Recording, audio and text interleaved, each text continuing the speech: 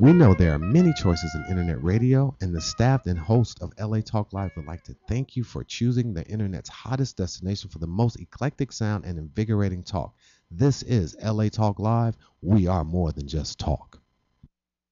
Joshua Lane, member of the board of directors of Dr. Ann Wigmore's Hippocrates Health Institute, Josh Lane was part of the Dr. Ann Wigmore team that brought wheatgrass, sprouts, and raw foods to a worldwide audience. And now the host of Here's to Your Health on LA Talk Live, Joshua Lane. Thank you for tuning in to this edition of Here's to Your Health on the LA Talk Live radio network. I'm your host, Joshua Lane.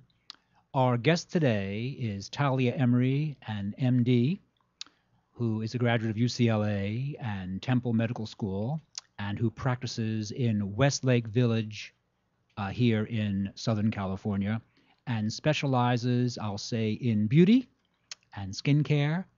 Dr. Emery, welcome to Here's to Your Health. Thank you so much for having me here. Pleasure to have you here.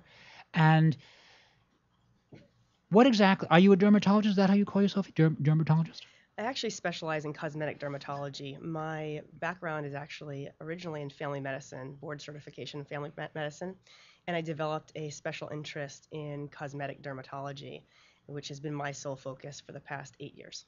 So cosmetic dermatology, so you work with, oh yes, we want to make sure we can hear you. It's not a mime show. That's good, yes. So you work with what, adults or teens or showbiz people who want to look fantastic, or all those people? All those people, people from age as young as 16 years old generally up to the 80s, just depending on anyone who has skincare concerns that we can be helpful to. And what exactly do you mean? Give me some of tell me something, what's the most common thing you kind of see in your practice? Most commonly, we see the person who looks in the mirror and sees something different than how they feel.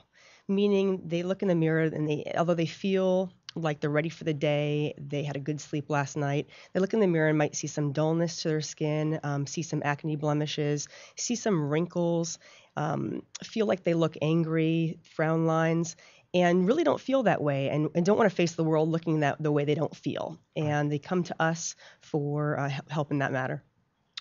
And so for the young ones, the teenagers and people in their 20s, is it recommendations of, what are the recommendations for a younger person? The recommendations really, of course, at that stage, assuming that they're healthy patients, are really about prevention and about ways to keep their skin as healthy as possible throughout their lives. I look at people in their 20s throughout life, though, to look at really basics of skincare, and that's doing things that are helpful and not doing things that are harmful. Specifically, everybody should have a cleansing regimen, and most people need a little moisturization for their skin. And then most adamantly, I talk about sun protection. That's obviously critical in looking and feeling our best, as well as not doing things that are harmful to our skin, like, of course, going into the sun unprotected, long time in the sun, as well as using harmful chemicals like tobacco smoking. And tobacco really, for the older patient, not so much the younger ones, I guess they kind of, still look like you're in your 20s, but for the older ones, you get all the cross-linking and this terrible aging skin. That's right. It's the oxidizing effects. These are that are tremendously visible in the skin. I can really see a person when they come in. I can tell when the person is a smoker or has been a smoker because of the specific changes in the cells. The fibrous tissue weakens. There's less elasticity. And there are definitely hallmarks of smokers' skin that are unfortunately very detrimental, of course. Right. And the skin reflects what's going on internally? Absolutely. Whether it's just a lot of stress internally or whether there are other unhealthful things going on in the body, we do see it in the skin in a multitude of ways. Whether it's over dryness, whether it's blemishes, whether it's what we call a rapid aging of the skin and lots of wrinkling, it really can be a strong signal about what's happening inside the body. And when you first came on, you mentioned moisturizers. So tell us some good moisturizers and some moisturizers you think we probably shouldn't use those.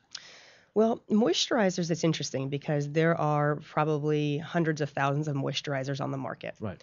There are some very basic, inexpensive moisturizers that have good components that are probably going to be great for most people. Really, for us, if I tell you one moisturizer, it's not that one moisturizer is going to be great for everybody. We do things very simply at where I work at Remedy Skin and Body. We do things very simply. We look at the individual and look at what's going to be right for them. What I like to see is someone who's using basic moisture, not too much moisture. What I find that happens a lot in skincare these days is there's so much out there and so much information that people feel like they should be doing lots of things for their skin, and they tend to do too much. I call it overprocessing the skin.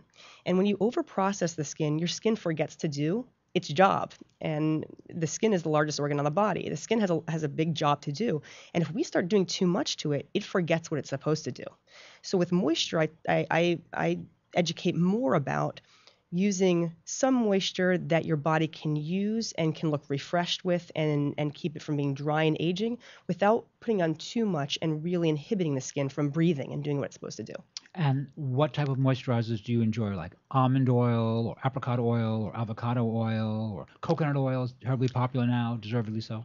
Great questions. The one I specifically love and the one I use personally, and I've gotten a lot of compliments with use, is very simple. I use a product called 302, which happens to be with me today. Yes. And 302, the basic of 302 is not actually an oil, but it's about a substance called avogen that's derived from an avocado. So it's based on avocado. It's not exactly an avocado oil, although it is.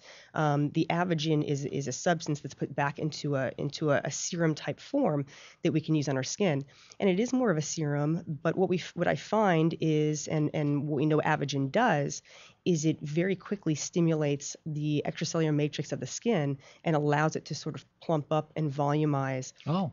As well as allowing is actually able to penetrate through the skin and change some of the damaged skin and strengthen it and make the fibers stronger. And that's called avogen. It's called avogen. The product itself is called 302. The skincare line is called 302. Avogen is actually a supplement that you can take that helps the whole body. And I started by using the 302 moisturizer products and loved it so much and saw the change in all my patients that I got really excited about the avogen supplement, which uses that avocado substance. And that is available at physicians' offices only? It's available at physicians' offices mainly. It's actually it's produced in very small batches. We happen to be lucky enough to have our hands on it. I feel very lucky to have it. We do very, very well with it. It's actually very big in Japan, where supplements, as we know, are very important. Yes, the Japanese actually work with a lot of supplements, and they work with supplements for skincare, don't they? Collagen products they work with. Absolutely, absolutely. And although something like the avogen applied directly to the skin, we see those benefits right away. It's much harder with supplements and taking supplements and understanding what they might do for you. Avogen is really like, taking an avogen supplement is really like eating an avocado or two a day, without the 400 to 800 calories and the fat, okay? But it really, avocado is one of the superfoods. It has some properties that no other food has. And avogen is actually only found in an avocado, much like resveratrol is only found in a grape. So the one place we can get avogen is from an avocado. So tons and tons of avocados are harvested for the avogen. And it turns out that it has properties that seem to be very, very beneficial for a multitude of things in our body. And when you work with a client, do you also make dietary suggestions which may benefit the skin or things that could be bad for the skin that they're consuming? Sure. We look at the total person. We try and look at if there are certainly negatives that are going on in the patient, looking at ways to make that better on a holistic approach. The people who come to me are, of course, looking for quick fixes in some cases, and in some cases are looking for long-term change. And we're really about making that long-term relationship with the patient. If there's something that I can't help them with, I certainly make sure that we refer that out to the patient, to the doctor, other practitioners that can really help them with their internal problems. Because today, luckily it's 2013, I find that many patients would actually listen to a physician because that's why they're going to the physician. And the physician says, listen, I really think you should really not smoke cigarettes. I think it's bad for your skin and other things too. That I think a big percentage of those patients would actually listen to you. They'd say, okay, the doctor said we should quit, and let them save face. They're not being not macho. They're just, the doctor said, no, you got to quit this. You're getting lines. And I think a big percentage, I'm not sure what that percentage would be, but I think the bulk of patients would listen. I think a lot of patients will listen, and if they have the means to be helped or to help themselves, and by I mean means, have the support to do that, absolutely, they want to listen. They want to hear you, and those of us with the expertise that really understand why it is that they need to be doing that. If we can educate, I think a lot of people really want to make that change. Absolutely. And as far as eating carefully, if a person eats an avocado a day, that's a lot of avocado, isn't it? It's a whole lot of avocado. There's nothing wrong with it. In fact, it's very healthy. It's but it just seems that like a lot of avocado. It's a lot of, and it's an expensive, expensive part of your diet. It's like I said, very caloric, and also there's good fats, but there's fats. So it's just not very practical, and that's why I'm a big fan of the Avogen supplement, because you can get that about $1 a day, but you can get that and really, I mentioned the extracellular matrix, which is really what the Avogen supports, and that's all over our body. It really is the network that holds all of our cells together. It's also the network that really gets attacked with cancers, for instance. And I'm not saying that this is going to cure cancer, but what I am saying is that it really is the basis of everything in our bodies. And there's a lot of ailments that have been attributed to weakening extracellular matrix. So if we can keep that really supported, which is what Avogen directly does, we're going to be in a better place. All right, let's go back to the discussion about tobacco. In passing, we mentioned tobacco. Let's say you have a client who is in their, say, 40s, 50s, or 60s, have been smoking for 20, 25 years at least, and you convince them to quit smoking. Can you really substantially improve the quality of their skin over several years where they just look less wrinkled and better if they quit? Oh, absolutely. What happens, to your point, is if I have someone who won't quit, and I'm treating them for the same thing over time, I have products that will be helpful, and they might be helpful, even some of the injectable products that will be helpful for a year for most people, might be helpful for 3 months for those patients. Gotcha. And practically that becomes a very expensive endeavor, but you can see it turning over. You can see this oxidation process causing harm to their cells as well as to what I'm trying to do for their skin. So we call it in our case, protecting your investment. If you're making a change to your skin and you're trying to help your skin and you want my help to do that, why would you go ahead and try and ruin that? Right. So I think that most people do understand, and you can absolutely visually see improvements. Will you completely erase the skin effect of the smoking in the past? Probably not, because there is a matter of, it depends on how long the smoking went on, of course, and the degree of it. But there are some changes that will occur over time that might be not 100% recoverable, but certainly we can get a large percentage recoverable with things like going down into the DNA and helping the tissue reestablish itself. Right. If a person's been smoking, say, 50 years, you're limited what you can really do. They've been smoking for 50 years. They've been making bad choices 50 years, and so you can help them a little bit, though, for sure. You have to be realistic. Absolutely. Now, what about some of the progressive things you're doing that the average person has never heard of? Besides, obviously, careful of not smoking and careful of too much sun, etc. What are some of the new techniques that the dermatologists are using that they like? Well, we're having a lot of fun, actually. It's amazing how much things progress with time, and I take the approach, I'm a non-invasive doctor, so I don't do any surgeries. Not that I have things against surgeries, there's just obviously people who are not interested in going that route, and I'm one that believes that we can do a lot of things non-invasively, which I believe is a safer route in general. Yes. So one thing that I love that's come upon is the number one or two, depending on which studies you look at, cosmetic procedure that's done in the United States is liposuction. And liposuction has a lot of inherent risks. And some people, for different reasons, need to go the liposuction route, whether it's for health purposes or because they have a lot of fat that needs to be removed in order for them to do better with back problems or whatever the case may be. But we have a new technology that really helps people who are not grossly obese, but and usually within 10, 15 pounds of their ideal body weight, who are generally healthy people, but have those pockets of fat that they don't like, that oftentimes would turn to sort of a localized liposuction type procedure. We now have a procedure that will address these pockets of fat. No injections, no surgery, basically no downtime, no medications, and it uses the power of cold, which I feel very comfortable using. It's not even it's using a technique that chills tissue down to a temperature above freezing, but to a temperature where the fat cell actually is turned from a liquid to a solid state, and it at that point programs itself for cell death and is removed slowly from the system very, very safely. And it's removed, you urinate it away, it moves out of the bowels? Yeah, it just moves out the way you eating French fries would move out, really. It's just processed by the lymphatic system in the liver, and not in a way that's harsh, and not in the way that your body even notices. You wouldn't notice it through your liver, or through your urine or through your stools. You would notice it as if you were to eat 2 extra French fries in a day. That's how much extra work your body does to remove it. Now, when you began this subject, you said that liposuction is the #1 elective surgery in the United States? Breast augmentation and liposuction are #1 and #2, depending on what study you look at. But liposuction is breast augmentation still happening? Still happening.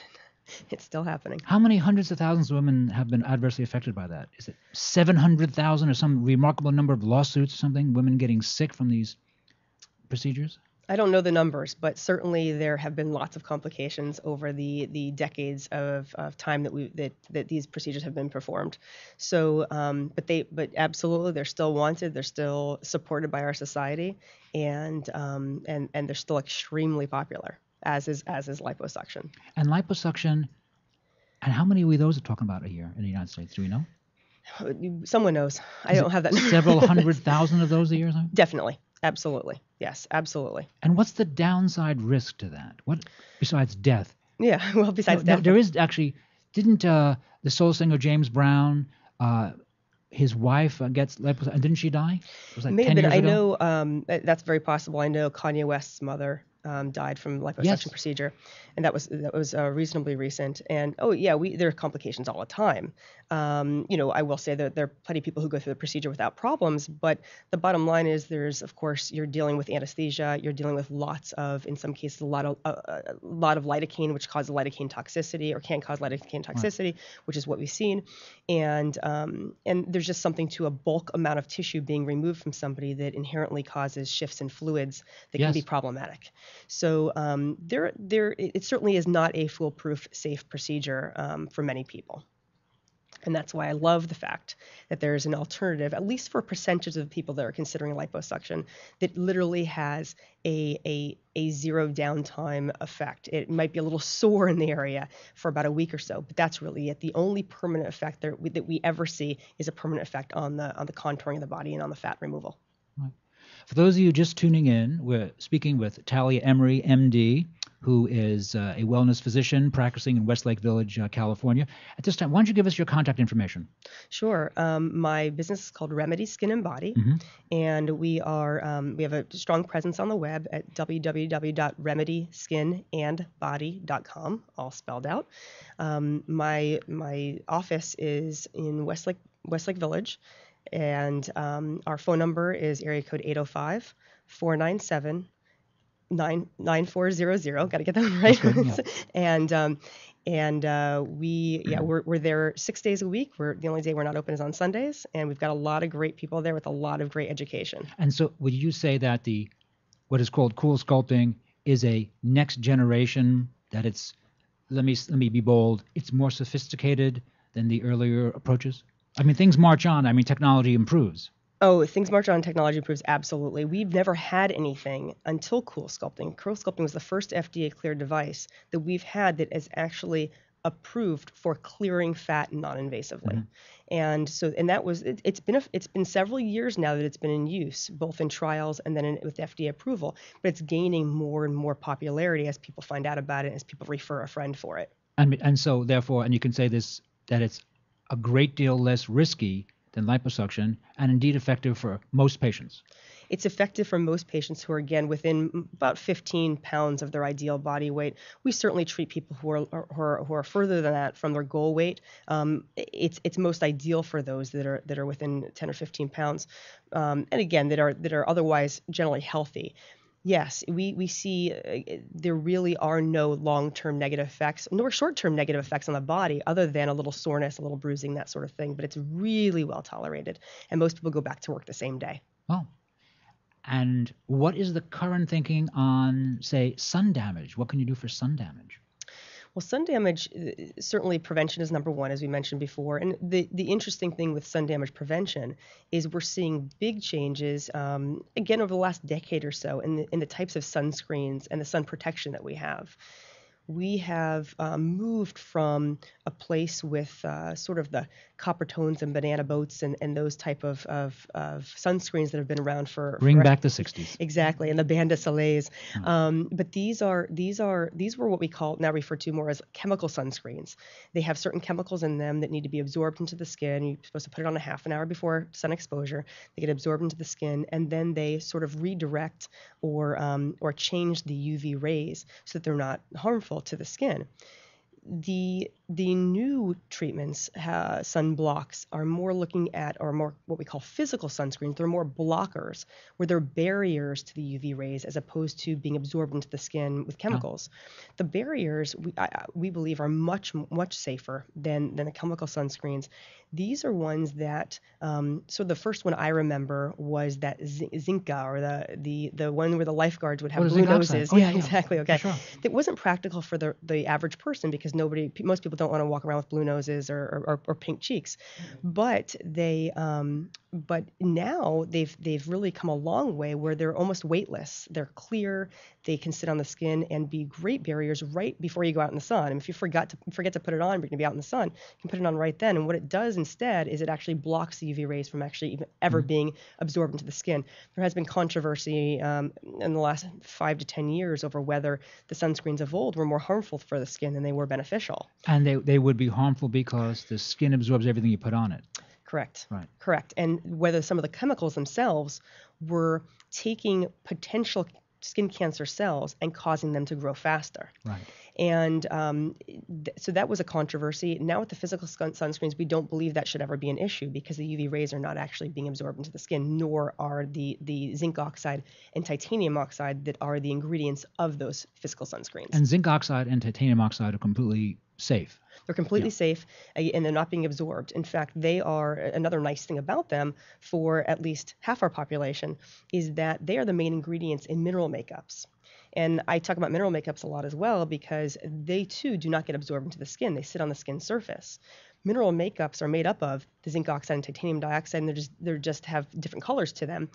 They give a natural SPF barrier because these are the physical sunscreens. And the mineral makeups, they've been around at least 10 years, haven't they? Oh, sure. And they are successful. I mean, they are healthy and they work. Women like them, men like them. Yeah. Absolutely. They're healthy. They work. They're much better for the skin than those that are more clogging, that are the liquid makeups that get deeper in the skin. So the mineral makeups, I'm a huge fan of. That's what I put on. I actually brush a little on. I'm not much of a makeup wearer at all, but I personally brush a little bit on before I go to work in the morning, simply to protect my skin from the UV rays that are coming in when I drive through the UVA rays that are coming in through my window on the way to work. Do you want to mention a brand name on that or no? I don't want to mention a brand name. I actually have someone at Remedy who custom blends the makeup specifically for everyone. You do that? Yeah, we you do that specifically. Yes. And these mineral makeups, they look nice. They're makeup and they're protective. Absolutely, both of those things. And both those things actually seem important. They're very important, and I think it's a great way for people who have been resistant to wearing sunscreens in the past, especially women who wear their makeup every day. Why not have the sun block in your makeup? It's very easy to reapply. Because the biggest thing that we do as a society, or the biggest problem we have with our sunscreens, is that we don't reapply it. We get fooled by the SPF 70s that we think we're going to put on an SPF 70 sunscreen and be able to be out in the sun for all day on a boat. Right. And the reality of the situation is 2 to 3 hours in, either it's come off on our cell phone that we've been using, Right. or it's been sweated off, or it's been in the water. So the lack of reapplication and the comfort I think that people have that they have this large number of SPF on their skin leads them to get sun damage because they're not actually reapplying, which is the most important thing. And on sun exposure, if a person gets, say, 10 minutes of sun a couple times a week, is that desirable or is that problematic? I think that's desirable. We still need our vitamin D. I mean, no Right. doubt about it. We need our vitamin D. 10 minutes of sun is, for most people, is not going to be problematic at all. Is getting probably more helpful than it is detrimental. I really what we're looking at is prolonged sun exposure, certainly direct sun exposure. The UVA and UVB rays are different. Both UVAs and UVBs can cause burns. Can cause cancers, which is why we have broad spectrum sunscreens now. But the UVA, A as in aging, tend to be more the aging rays that cause our lines and wrinkles. Mm-hmm. The UVB rays are more responsible for the burns. But either of them can be responsible for our basal cell carcinoma, squamous cell carcinoma, Either skin cancers. UVA or B. That's correct. Right. So we want broad spectrum sunscreens against both of those. But again, 10 minutes a day is very unlikely to cause problems. And in fact, again, we do need vitamin D, and people who tend to go overboard or stay inside and don't want to be in the sun at all can have problems with vitamin D deficiency. A lack of vitamin D. Correct. Right, which I find actually is a very important. And what is new and promising that you want to mention to us? New and Is promising. anything really kind of exciting that really, is gangbusters right now? Well, other than the coal sculpting, which is doing absolutely sculpting, right. going, yeah. We also are doing a procedure called oil therapy, and oil therapy is another way I'm looking at. It's called what again? It's called oil therapy. It's UL therapy. Yes, it's a very tough word to say, but it uses ultrasound to give therapy. So oil therapy, and of course, we're all very. We all know ultrasound from the very basic of a sonogram with a baby, okay? And, Yes. and ultrasound has been used therapeutically for a very long period of time. But what we found now is that we can use oil therapy on people's skin to actually look deep down into right above the muscle layer of the tissue, where generally surgeons who are doing facelifts do a pull, and we're able to focus little bits of energy there to allow the collagen to rebuild itself. And so Really? what we're finding, Wow. and what we're finding is that we can give patients, we call it more of an uplift than a facelift, but give an uplift, lift tissue up. It's actually, again, it's the first and only treatment FDA cleared for giving tissue a lift. And this is done, again, without cutting. It's done simply through using the energy of ultrasound to penetrate down to that collagen layer and stimulate it to grow more and to tighten up. Well, that does sound very progressive, actually. Very progressive. And it's called what again? Oil therapy, or UL therapy. And Oil you do therapy. that in your office? We do that in our office. We're one of the top practitioners actually in California of both oil therapy and of coal sculpting. And can I ask how long you've been doing that? We've been doing the oil therapy now for about 1.5 years. The FDA approval has been about 3.5 years.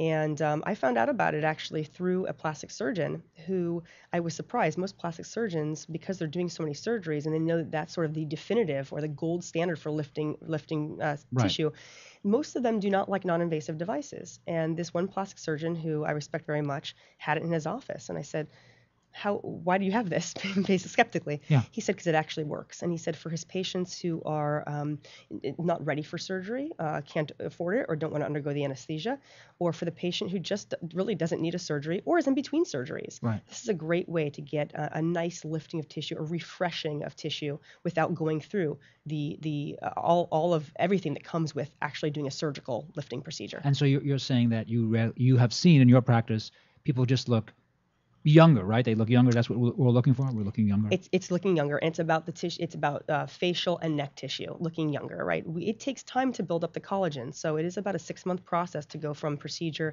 to looking your best. Mm-hmm. But 6 months later, everyone looks younger. People who have the procedure, they look younger. It's terrific. Good. For those of you just tuning in, you're listening to Here's to Your Health on LA Talk Live. I'm your host, Joshua Lane, and we're speaking with Talia Emery, an MD who works in the Westlake Village area of California, a graduate of Temple.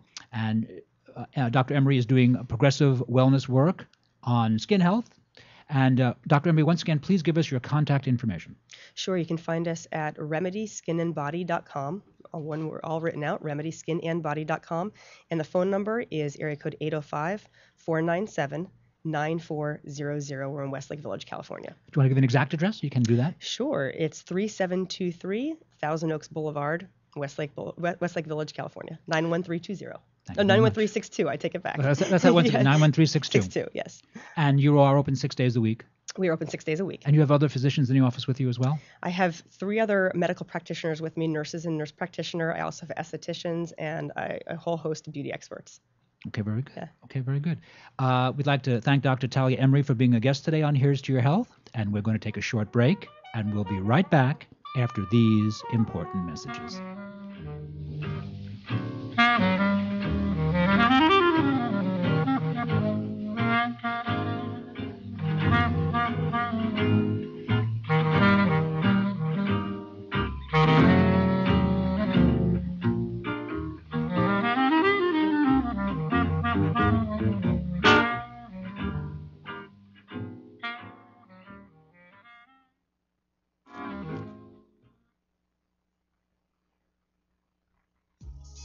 Walk, run, climb, play.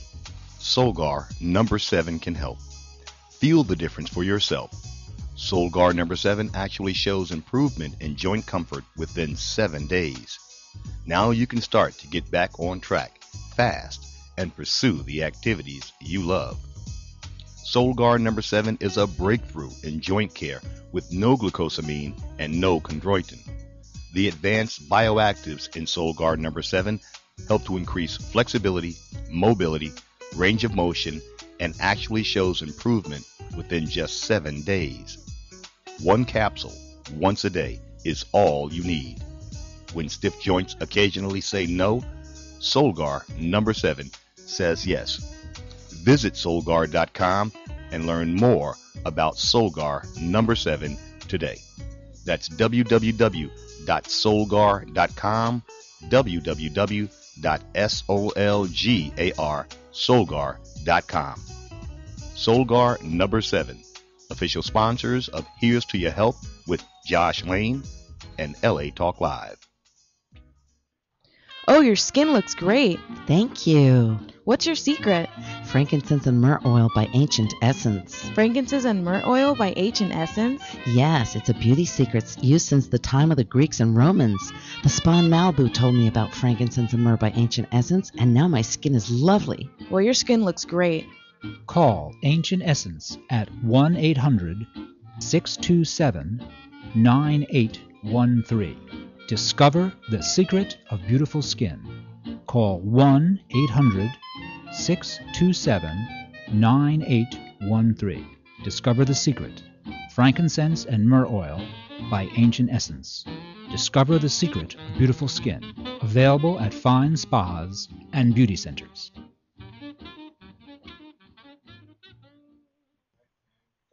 Hi, this is Dr. Levi, your fitness doctor, making a personal house call, inviting you to join me Wednesday at 10 a.m. Pacific for my all-new show, The Dr. Levi Show. Join us as we discuss fitness, health, and well-being, including emotional and spiritual health. So don't forget to tune in to The Dr. Levi Show every Wednesday at 10 a.m. Pacific, exclusively on LATalkLive.com and the Talk Live Broadcast Network.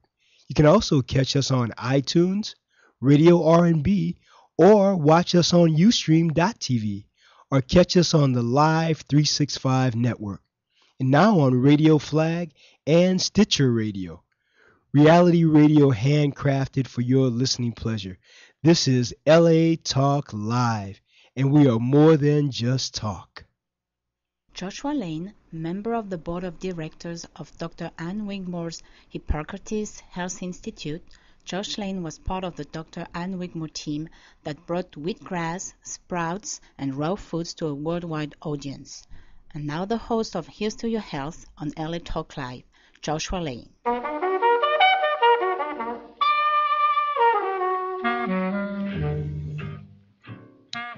We're back. Thank you for tuning in to this edition of Here's to Your Health on the LA Talk Live radio and television network. And I'm your host, Joshua Lane. And we have our special guest, Michelle Greco, who is the founder and the CEO of Ancient Essence, which is a frankincense and myrrh essential oil company. Michelle Greco, are you there? I am here, Josh. Hello to you. How Hello are to you? you. Hello to you. I am good. Thank you for calling. I appreciate it very much. And Michelle has been a guest on Here's to Your Health before, and it just seems that frankincense and myrrh, ancient medicinal oils, have recently, the past X number of years, become really, I'll actually use the word popular. And Michelle Greco is one of the people who helped, I will say, rediscover frankincense and myrrh. Michelle, could you please tell the listening audience about frankincense and how we use it and what it does for us? Absolutely. Thank you so much. Frankincense and myrrh have been used throughout history for thousands of years, and they were the top traded commodity along with gold, and they were traded weight for weight with gold for thousands of years because people knew the value of these oils and what they could do. Now, recent research on these oils has been really quite remarkable. We've found recently that frankincense can promote healthy skin by reducing the amount of outbreaks for acne. It also helps to reverse sun damage, smooth the wrinkles. It has great benefits on healing the skin. It also happens to work very well for depression and anxiety. Really? And the University of Munich did some research with frankincense for depression, and they had some great results with that. And just breathing it in has worked for people that have called me and told me that they've used it for depression.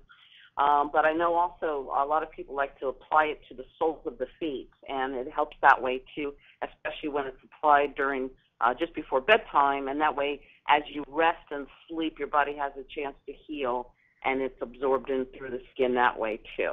Yes, I have heard. So those are two things: skin, depression, anxiety, also pain and inflammation, because it's an anti-inflammatory. It's been very useful in treating arthritis and other illnesses that are related to chronic inflammation.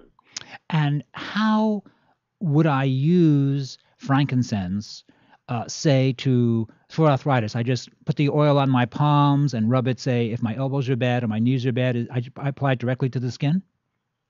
Absolutely. Yeah, you just rub it right onto the skin. Frankincense and myrrh are both safe to be worn directly on the skin. They don't have to be diluted. And speaking of which, our oils are not diluted. They are full strength. Ancient Essence just does not cut the oils. They are full strength. The way we get them is the way we sell them. So their shelf life is indefinite. They will never go rancid because there's no carrier oil to go rancid in them. And let's say I want to use the frankincense oil to improve the quality of my skin. Once again, I apply it topically, say, to my forehead or my hands, or is that just, I just put it right on? Well, this is the thing with applying it to the face, the frankincense, because it is not diluted.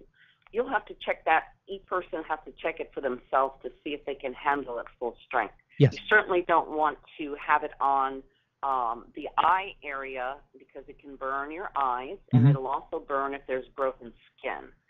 It's going to heal, yes, but it's also going to be a little stinging. So for the face, it's safe to dilute it with water and then apply it with a cotton ball. So we actually do sell it as an astringent in that application to put it on the skin. And people can also do that at home themselves by just mixing it with some water to dilute it and then applying it to the skin. And an astringent means it tightens? Yeah, it has an astringent property, so it's a little bit tightening for the skin, so it kind of tones underneath. It kind of brings more elasticin to the face, so it helps to generate all those youthful qualities that our skin had when we were younger. And if a person was to just kind of rub it in their hands, say a person over 50, does it just makes the skin on the hands look more youthful and plump or healthier? And another question is, how soon before kind of a person would see results? Okay, yeah. So some people can find that they'll see results right away, immediately, especially when it's used for something like pain, depression, because as soon as you breathe it in, you're going to be able to feel a relaxing, calming effect. Wow. So in those instances, you'll see a result right away.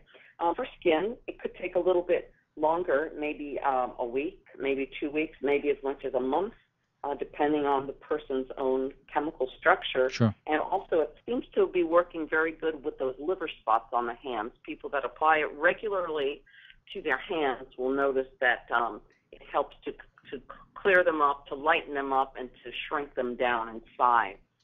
Well, that's actually very popular because, as we past 40, we can notice some little liver spots, and people really think, oh, my goodness, I'm getting to be an old person, I'm getting liver spots. And it's not a gender issue either. Men and women both are the same on that one. And you think the frankincense, is it frankincense with myrrh or just frankincense by itself will minimize the age spots? They both seem to work quite well, so we've put our blend together that happens to smell really nice. Everybody likes our blend. And it seems to work in the mix, and you can also use it separately. Either way is fine. And I was chatting with someone recently in the wellness community, and the person said that frankincense, the new term for frankincense is boswellia. Is that correct? Yeah, Boswellia is the, the plant genus species name is Boswellia cari, and it's known in the health food industry as the Boswellia. I think it was popular a few years ago as an anti-inflammatory for arthritis. So it's the same plant. Yeah.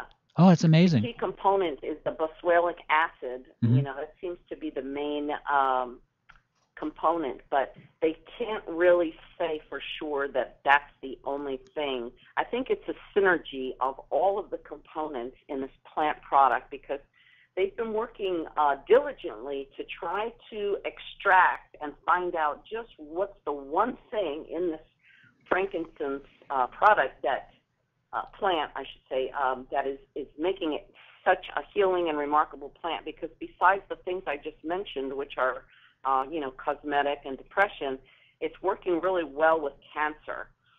Prostate cancer cells, colon cancer cells, cervical cancer cells, bladder cancer, leukemia, melanoma, brain tumor cells.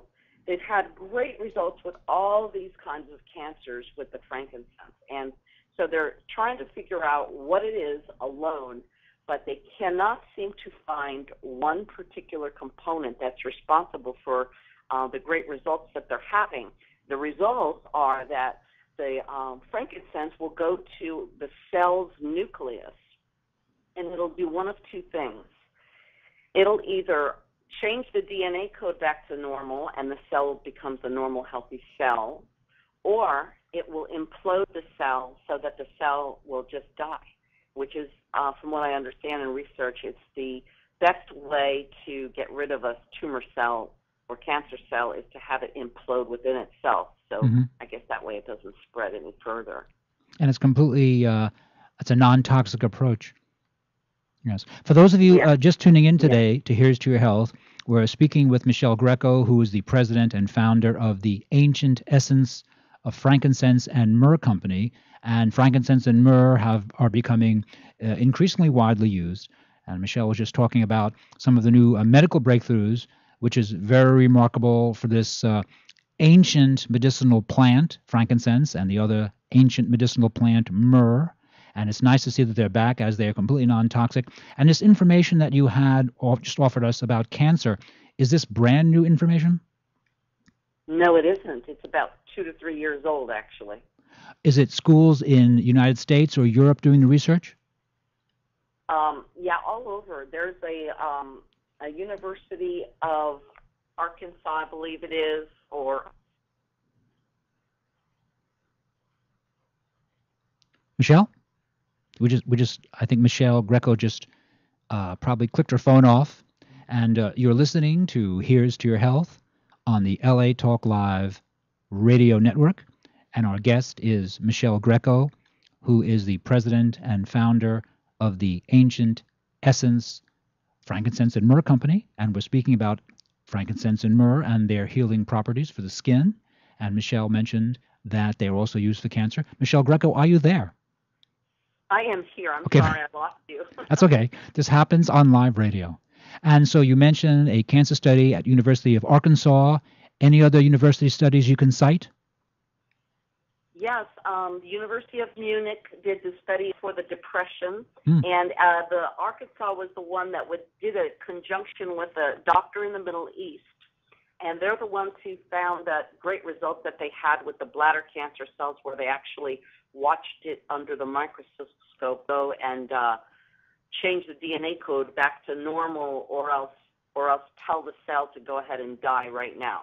So I don't know what determines the difference, whether it becomes normal or it dies, but either case, it's a positive improvement in either case. But And Michelle, again, to recap on some of the psychological benefits of Yes. frankincense is that it helps with depression, but also fear, anxiety, and also bereavement, and nightmares, irritability, and even claustrophobia are some of the treatments that frankincense has been used for.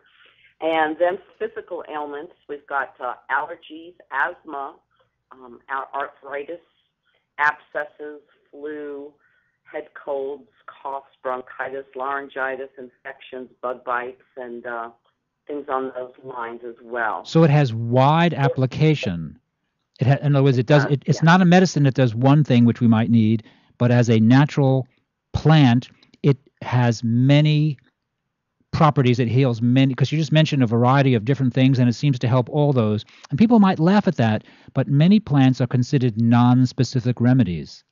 So that's how we classify Yeah, them. because plants are made up of so many wonderful chemicals that are here on the planet for our well-being.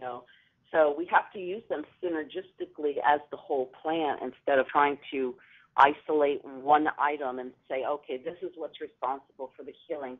But I guess that's like the modern approach, because that's the way you could pull one thing out and then maybe patent that one item to turn it into an expensive pharmaceutical product. Right. But right. in the natural state, though, that's not the case, and that's not how it works. And since you mentioned these new studies about cancer, which is obviously a real problem, are we using the frankincense and myrrh in a capsule form? Is it an injectable form at the physician's office? How are they using it for the cancer patients? I'm not sure how they used it for the cancer patients, if it was injected, but I know that I attended a natural products show last year in California there in March. Mm-hmm. And I had some folks come up to my booth that had holistic healing hospitals in other countries, and they told me that they were using the frankincense in IVs for their patients, and they were getting great results. So I know there also are people that are taking the resin of the frankincense internally, like a pill, swallowing it down like a pill, Mm-hmm. and they're getting great results with that too. Especially, I have one customer, he's been a customer of mine for years, and he just always bought stick incense from me and my oil and things like that. And he told me that he tried taking the resins, and I had sent them to him. I said, just, you can give it a try if you want, because he told me that he had some pretty serious issues. He had prostate cancer and bladder cancer, and he was a vegan, for years. So Mm-hmm. it was pretty distressing news for me to hear somebody that, bothered to take such great care of themselves still end up getting such a horrible cancers, So anyway, about 3 months or so went by, and he called me up to reorder, and I asked him how things were going, and he said that he had been taking them every day, and he went back to the doctor, and his report was clear. There was no sign of any more cancer cells, and he was so happy about that. Wow, Now that's remarkable. Time, and he went and bought the stuff, and now he continues to take it. Right. So, Wow, that's very nice to hear. For those of you just tuning in to this edition of Here's to Your Health, we're speaking with Michelle Greco, the president and founder of the Ancient Essence Frankincense and Myrrh Company. And Michelle Greco is one of the small number of people who has helped promote frankincense and myrrh, and now they are very popular. They're very popular. And Michelle, if we would like to purchase the frankincense and myrrh from Ancient Essence, what is your contact info? Okay, so the phone number to call would be 800-627-9813, and that's 800-627-9813. And our email is info@ancientessence.com. And the web address, again, is ancientessence.com. Good, thank you. And you have, Yeah, I know and you've worked in the past with the Catholic Church, and that the Catholic Church used to use frankincense widely in their services, and now they use it less, maybe not with every service, but they do use it regularly, and they burn it in the churches. Do you think they burn it because it gives the congregants an uplifting experience? Is that why they actually do it? Yes, I believe that years ago, even before the Catholic Church came about, well, quite frankly, before even Christ was born, frankincense was used by the tons in temples throughout the world. Mm-hmm. And so it had a couple of different effects. One was, yes, it helped you to become in more of a spiritual state, a more enlightened state, open-minded to spirituality, also very calming, but it also had the same kind of antiviral, antiseptic, antibacterial effect, so that people in close quarters, and maybe in those days didn't have such great hygiene, they were able to keep from getting sick from one another. And so it gave them a nice, pleasant aroma at the same time. Right. So the ancients understood the value of frankincense. They might not have known the science that we know now, but they understood how well it worked. Empirically, they saw that this worked. And and how, if I was to use frankincense in a room to give the room a nice feeling, do I put a drop of oil on a light bulb? Do I put a drop of oil on a candle? What do you suggest? Yeah, there's a couple of ways you could do it. You could use it in one of those little oil burners with a candle or something. That's fine. You can even, because it's so strong, you can mix it with water and still use it that way in a candle. I know a lady who just uses like an old pot that she doesn't cook in. So she puts water in the pot, and then she puts some drops of the oil in the pot and heats that up so that it fumigates the house in that way. But also as a room freshener, you could put maybe up to about 30 drops into maybe 8 ounces of water into a spray bottle. And you can spray that onto pillows and sheets or air conditioned filter or in the car, in a boat, anywhere you'd like to just freshen up a room or an area. Well, and by the way, how expensive is frankincense? It's pretty reasonable, Josh, because I do a lot of this myself, and I order large quantities, so I save on my costs are down because I buy huge quantities, and I do a lot of the bottling myself, and I'm very picky about who I let help me out here because this is a very sacred work, Yes, sounds like it is, yes. I found a great helper that helps me to bottle them up, and the prices start at $14.95 for the oil, and that's a 1/3 ounce roll-on, and they can be found in health food stores around the country. And if they don't have it, if you just ask for Ancient Essence, they can order it from us. We do have a wholesale inquiry on our website for stores if they'd like to start carrying it as well. We didn't get to talk too much about the myrrh, so real quick before we run out of time, I wanted to give you a couple of the uses for myrrh and what it was used for throughout history, most importantly. And mostly it was used for anything in the mucous membranes of the body as far as physically is concerned, physical use. Digestive disorders like diarrhea, gas, gingivitis, gum infections, mouth ulcers. Also, it's an anti-inflammatory, so it's also used for arthritis and infections, female conditions, bruises. Actually, in China, they found out that works really great for bruises. And the Chinese have a formula that they use for frankincense and myrrh because they found the myrrh is great for moving blood, and the frankincense is good for moving the chi energy. So together, they really get a lot of good movement in the meridian system going for energy fields. So myrrh is also very good for wrinkles and as a skin conditioner, and also for bug bites, too. And so you're saying that the ancient Chinese, besides the ancient Greeks and Romans, use myrrh and frankincense?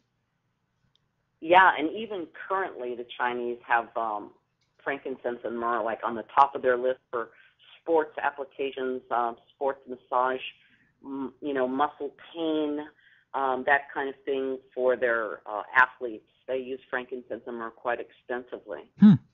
And you mentioned that the 1/3 ounce roll-on is a $14.95.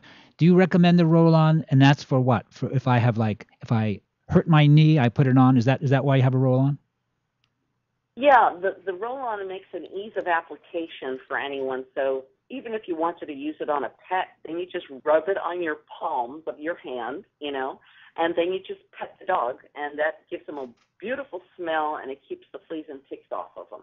Well, that's nice. So you can use it that way, or you could also dilute it with water and then spray it onto the dog, or dilute it in his shampoo and use it that way. So we also have a 1 ounce roll-on, which is very popular out there in California with our repeat customers. They like the 1 ounce roll-on because that one is $24.95, so you get a much better deal. Mm-hmm.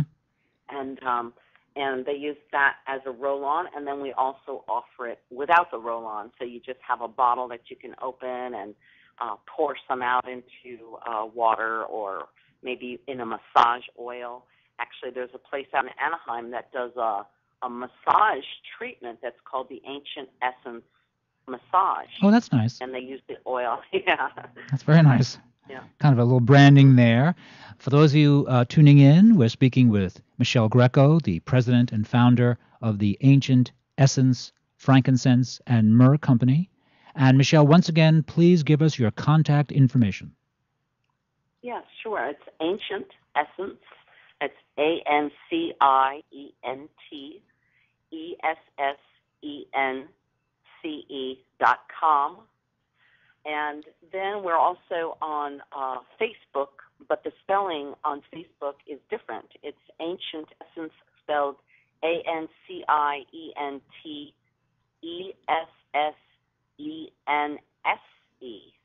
So it's spelled a little bit different on Facebook, but you can catch us that way too. And same thing with Twitter, LinkedIn. We're on all those. The phone number is 800-627-9813, and the email is info@ancientessence.com. Well, Michelle Greco, thank you very much for being a guest today on Here's to Your Health. And you're listening to Josh Lane on the LA Talk Live radio network. We're going to take a short break, and we'll be right back after these important messages.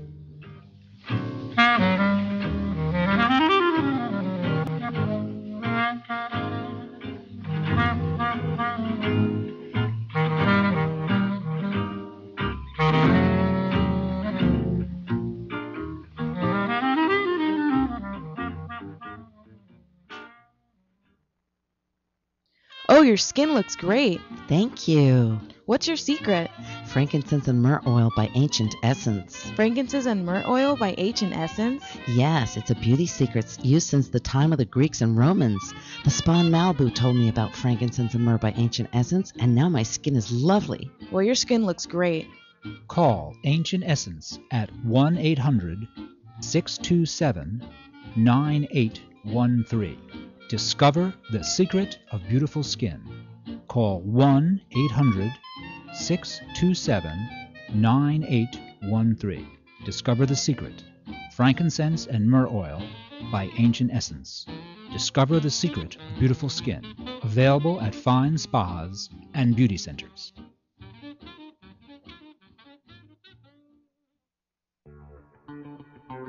Hi, this is Kim. And I'm James. Inviting you to join us on our all-new reality radio show, Kick Your Assets into Shape. Every Friday at 10 a.m. beginning June 29th. Join us on the show that gets your money straight and your business growing. So don't forget to tune into our show, Kick Your Assets into Shape. Exclusively on LATalkLive.com. You can also catch us on iTunes.com. And like us on Facebook at Kick Your Assets into Shape. Or watch us on Ustream TV. This is LA Talk Live, reality radio handcrafted for your listening pleasure and more than just talk. We are your hosts, Kim and James, of the all-new reality radio show, Kick Your Assets into Shape. Which boot you gonna use, babe? The steel toe or the pointy one? No boots on this show. Oh, man, dang.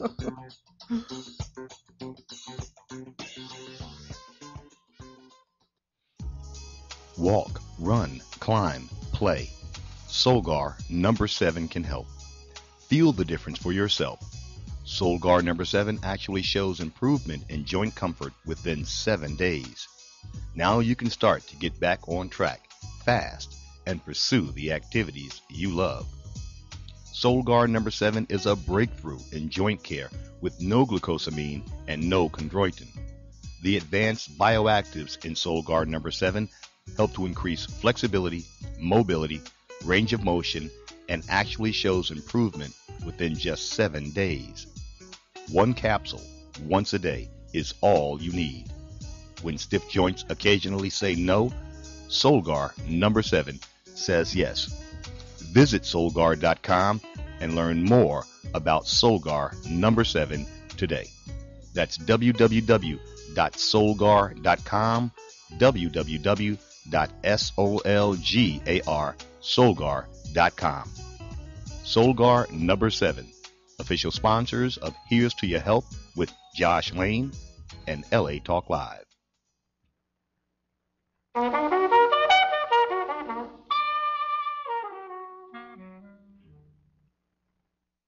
Joshua Lane, member of the board of directors of Dr. Ann Wigmore's Hippocrates Health Institute, Josh Lane was part of the Dr. Ann Wigmore team that brought wheatgrass, sprouts, and raw foods to a worldwide audience.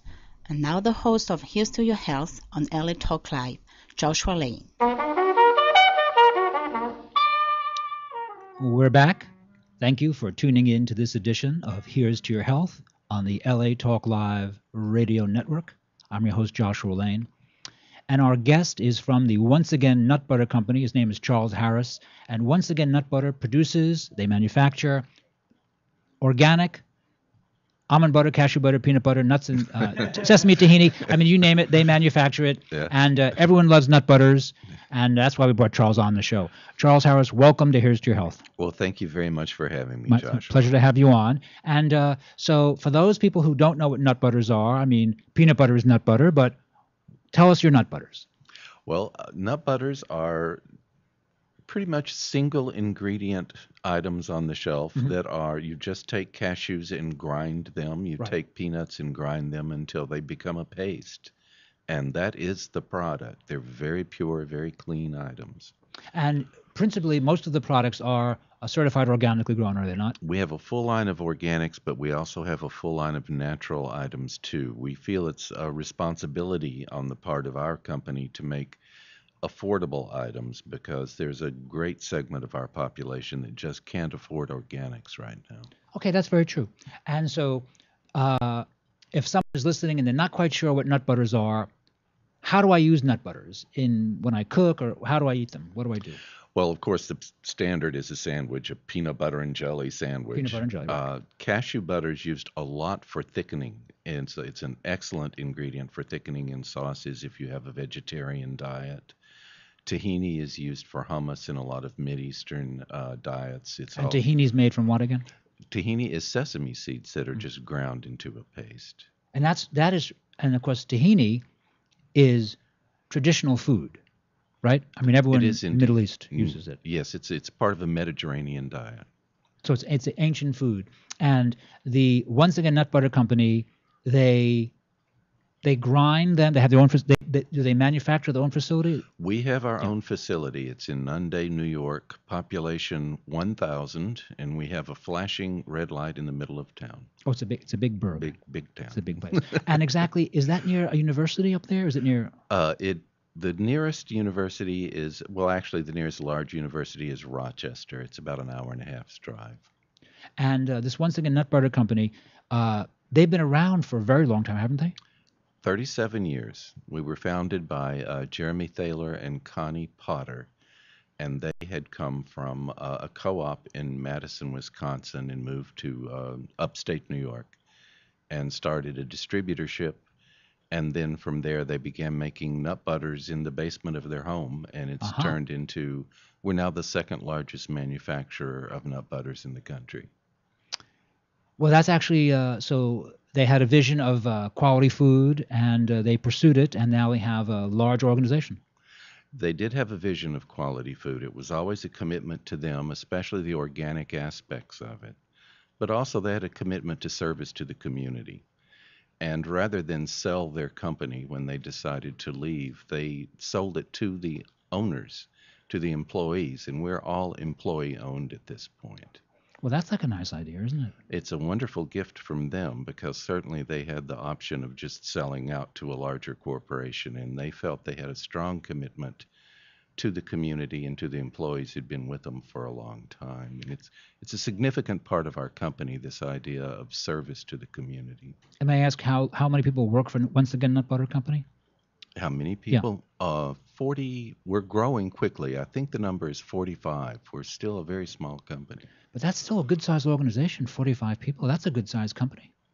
We're working at just about capacity right now. We're pretty happy. We're expanding. We've got some new We've got some new manufacturing equipment coming in. We're growing quickly.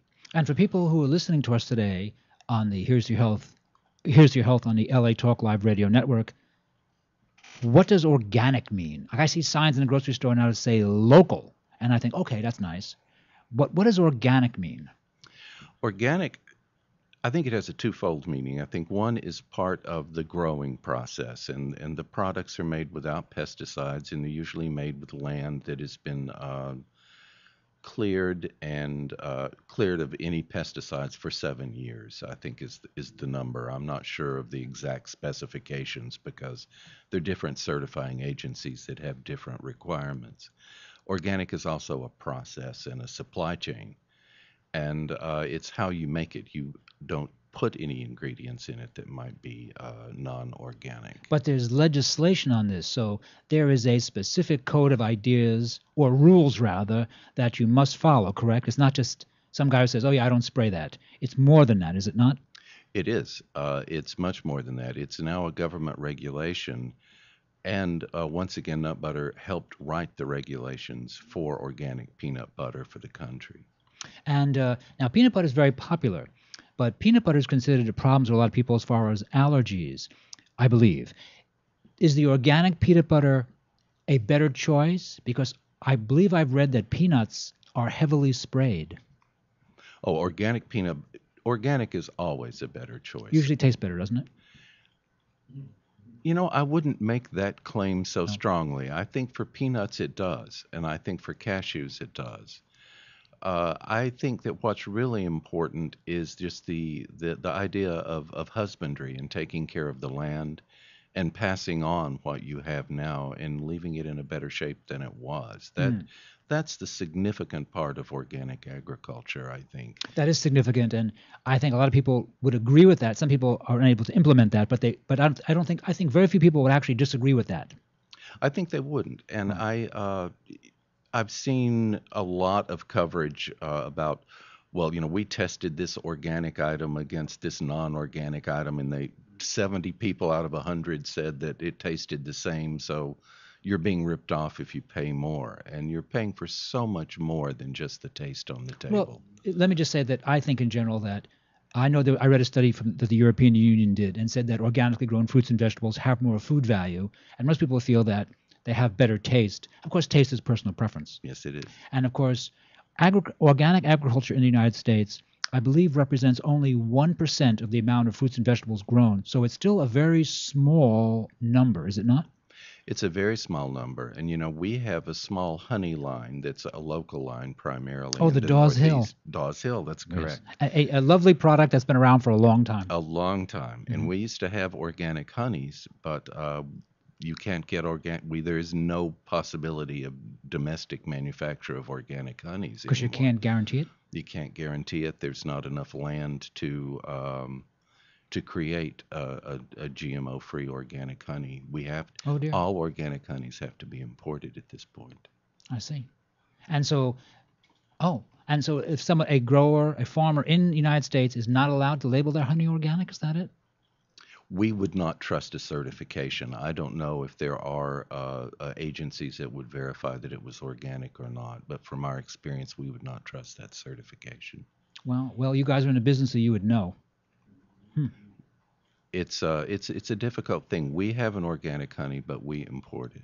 And the Dawes Hill honey that you sell today, you just don't label it as organic. That's correct. Right. And when I use nut butters, I mean, a lot of people these days have become vegetarian, they become vegan, or they're into just healthier diet. How do I work a nut butter into my diet? What are some of the good ideas? Oh, it's a great ingredient. We have a lot of recipes on our website, which is once again nutbutter.com. We have a whole section that has some very interesting recipes. Actually, that's once again nut butter. Once again nut butter. It's all one word. It looks odd when you write it down, but it's once again nutbutter.com. And we have a large section of recipes, and nut butters are used all over the world. Mm-hmm. There's a great soup that you can make that, if you're not a vegetarian, has chicken and peanuts in it and tomatoes, which sounds like an odd combination, but it's delicious. Sounds like it would work. It does. It works very well.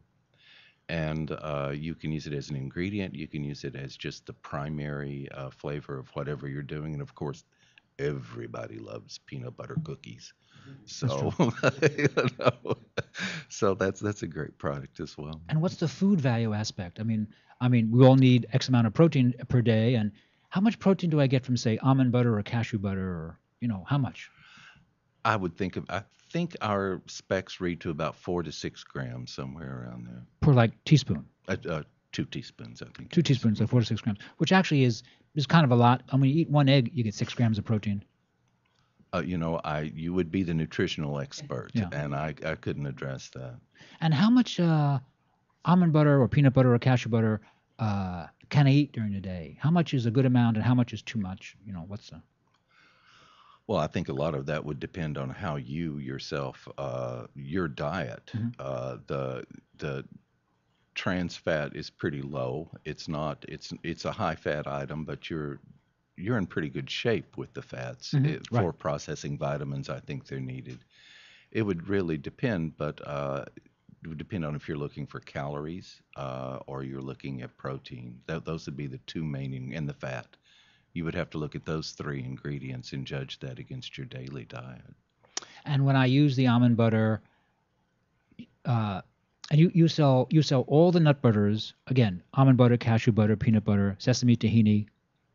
Did I miss any? Do you do hazelnut butter or something? No, almond, peanut, sesame, tahini, and yes, that's right. And cashew. Cashew butter. Oh, cashew. I don't want to forget it. That's my favorite. No, everyone loves cashew butter. It's really great. Now, you mentioned that you thought the organic cashew butter tastes better than the conventional. And having purchased your products, I eat your nut butters. I think the organic really tastes really clearly better. It just tastes better. Oh, I don't disagree. I think it's really delicious. I just don't want people to assume that because it's organic, the payoff is only in the taste. I want people to understand that, organic is a lifestyle and it's a way of sustaining the planet. Now, we don't grow cashews in the United States that I know of. So do you send agents to, say, India? Is that where you get most of your cashews? I'm not sure about our cashew sourcing, to be honest. We buy domestic as much as we can. Cashews we cannot source domestically. Right. But we have a person in our company who does travel to the various places and make the purchases. Our big that sounds like a fun job, doesn't it? Actually. Oh, it does sound like a fun job. Really, he travels a lot to Nicaragua because our sesame tahini is it's sort of to me it's the defining element product of our company. Really? Because we it's been around for a long time, and about 20 years ago we were looking for a steady source of organic sesames, because 20 years ago, finding organic items in the quantities that you needed in a stable source was a challenge. Yes.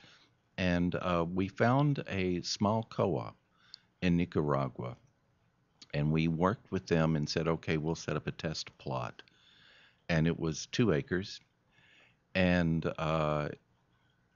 it worked very well. And today that 2 acres has expanded in its 11 co-ops, and we're helping to provide our Sesame Tahini helps to provide medical care, education, and housing for 2,000 families in those co-ops. Well, that's very successful, isn't it? Well, we're very proud of that. It's successful for us, and it's successful for the cooperative group down in Nicaragua called Jubilee House, and we're very proud of that product, and that's the attitude we take toward business.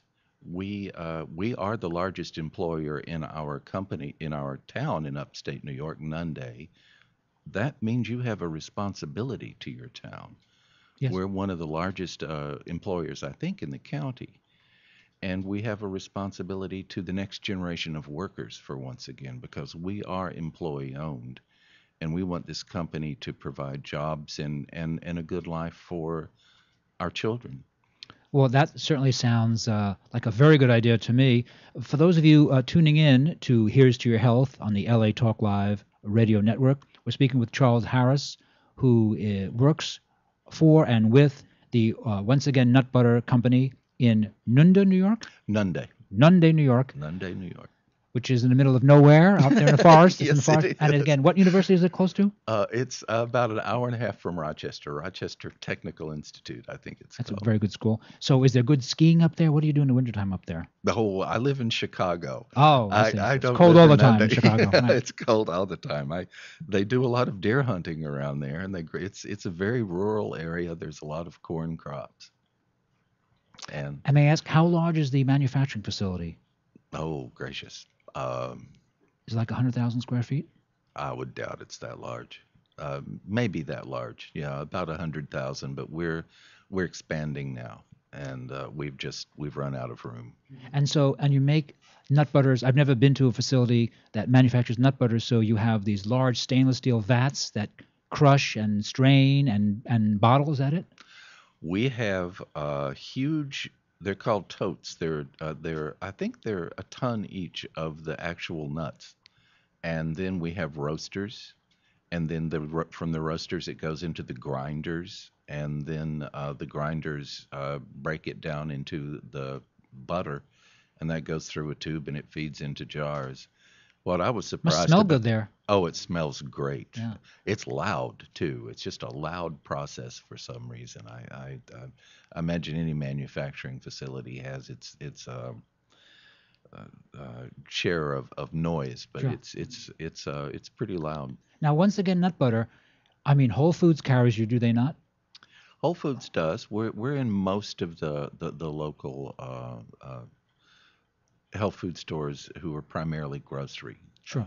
Yes, Whole Foods. If we want to mention I hate to mention specifics because you always leave someone out. Right. But Lassen's. Lassen's here in Southern California. Sure, Sure. Mother's. Well, Mother's is a great location, and Lassen's and Mother's been around forever, and those are great natural food stores. Mm-hmm. And so the response to once again nut butter has been good, right? People just think, oh yeah, we like you guys.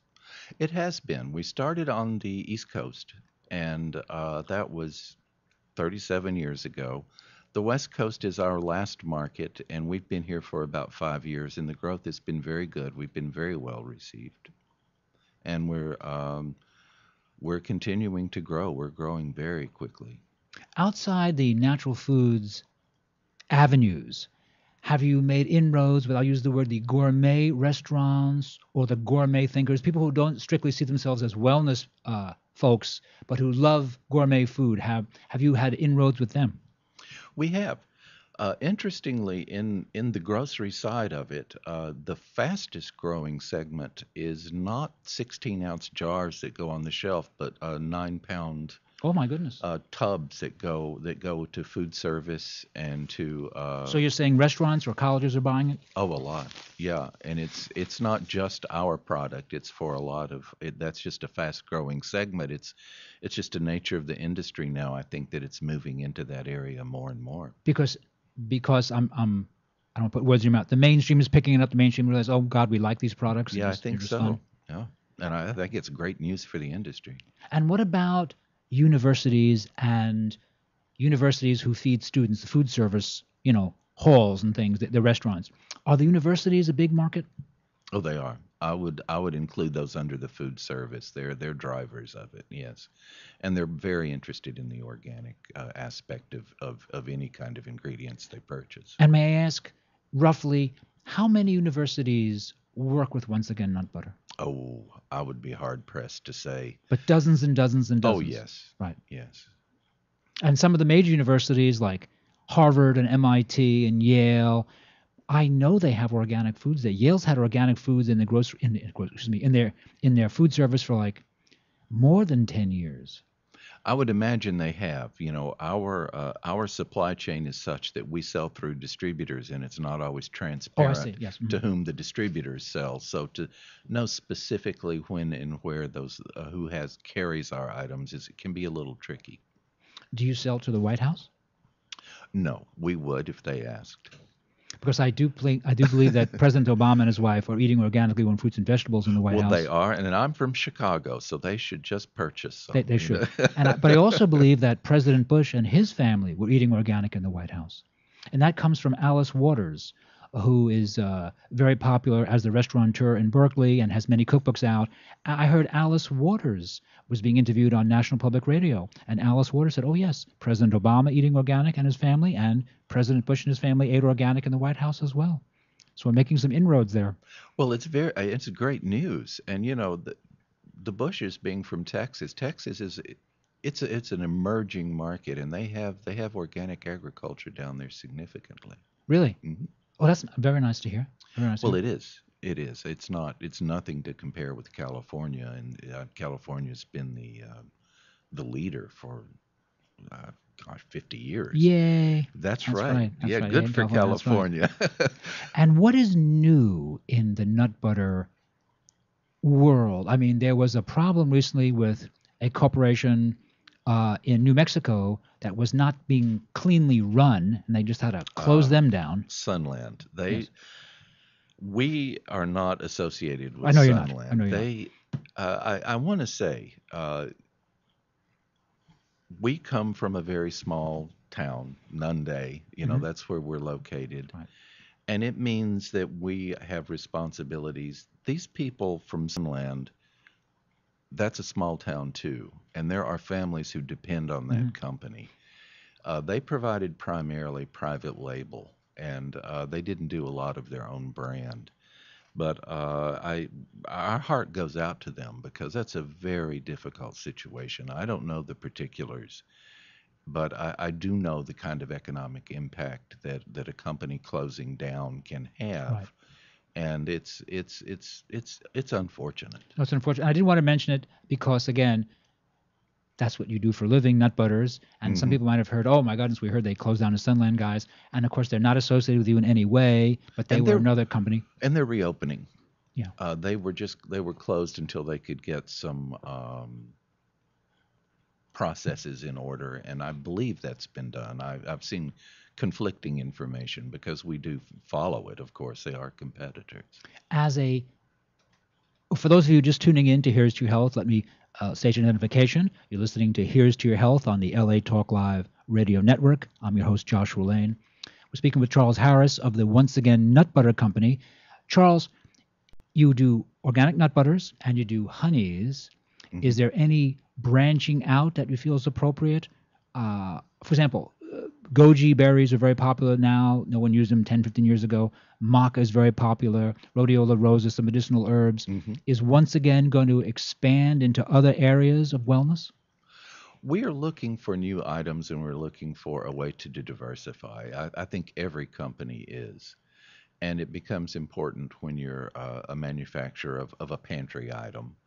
Uh, right now, our focus is on growing as a company and what that means for us. And we will be coming out with new items soon. And I'm excited about it because you're entirely right. I think with superfoods and just the way people are And they viewing work. it, and they do Yeah, work. they work. Uh, it brings it to a level that's just above a pantry loading item, and that's a very exciting proposition. And once again, why don't you tell us your contact info? Once again, nutbutter.com. We're on Twitter and we're on Facebook, and our 800 number is 888 800 8075. Let me have that number once again. 888 800 8075. Are there any cookbooks that use the Once Again Nut Butter products? You know, I don't believe there are. I don't, to my knowledge, there's not a. We have our own Once Again Nut Butter recipes. We've hired professional chefs to develop recipes using our items. But to call out specifically our brand, I'm not familiar with any that would do that. I do have one question. So you have what's what small town you live in again? Nunde, New York. Nunde, New York. Are you buying farmland in the area? Does the company have their own farmland? We do not. What we try to do is organize. We try to organize farmers into cooperatives. We try to assist them with getting fair labor certification or fair trade certification. And that's how we approach it in terms of organizing for their economic benefit. Are we speaking about the United States and other countries? Yes, Both. yes, the U.S. and as we did in Nicaragua, we're working here in the U.S. We actually helped with the Valencia crop when it first started out, the Valencia peanut butter crop when it first started out, helped them to organize and to reach a point of economic sustainability. Is Valencia from New Mexico? Yes. So you're saying that Once Again Nut Butter Company theoretically made Valencia peanuts very popular. Is that it? Well, I don't know how successful we were in making it very popular, but we did assist the farmers when they were just starting out with their organic crops 25 years ago. And how many farmers roughly in the United States are you working with? I do not have the answer to that. We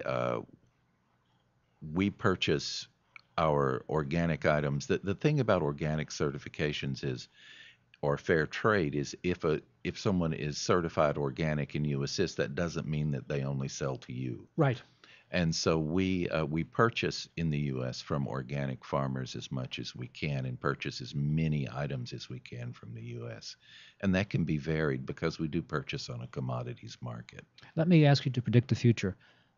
As far as organic fruits and vegetables, which are now, I think, at roughly 1% of the total number of fruits and vegetables grown in the United States, how much growth will there be over, say, the next, 10 years? I mean, are we going to double or triple from where we are now? Does that seem doable? I'm not sure because Right. I don't think that the answer to that question lies in consumer demand. I think the answer to that question lies with climate change. Huh? And I'm just not knowledgeable enough about what might occur in terms of changing the environment for organic farming. I don't know. There's so much talk about the possibilities of new bugs coming out Right. and I think it's a very difficult question to answer.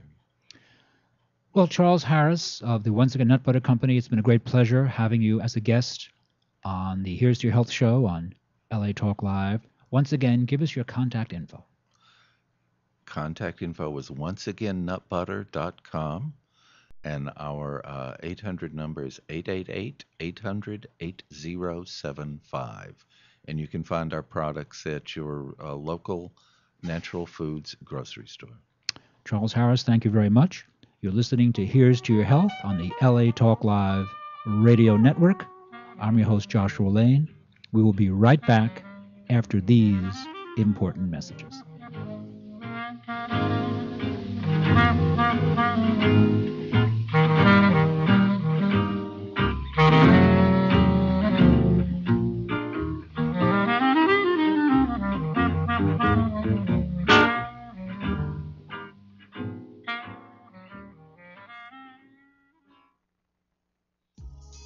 Walk, run, climb, play.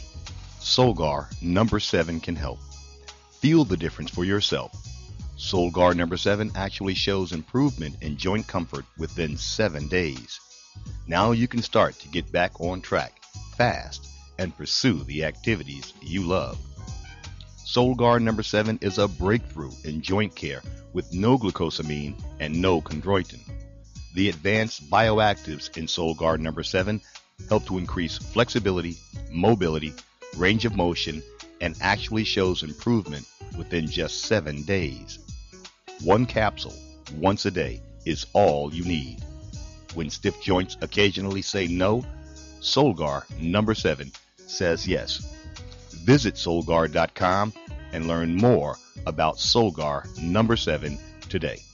That's www.solgar.com, www.solgar.com. Solgar number 7, official sponsors of Here's to Your Health with Josh Lane and LA Talk Live.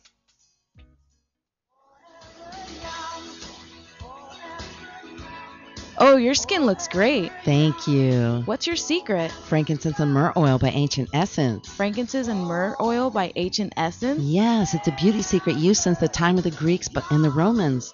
This spa in Malibu told me about frankincense and myrrh by Ancient Essence, and now my skin is lovely. Yes, your skin looks great. Call Ancient Essence at 1-800-627-9813.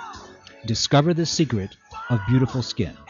Call 1-800-627-9813. Discover the secret. Frankincense and myrrh oil by Ancient Essence. Discover the secret of beautiful skin. Available at fine spas and beauty centers.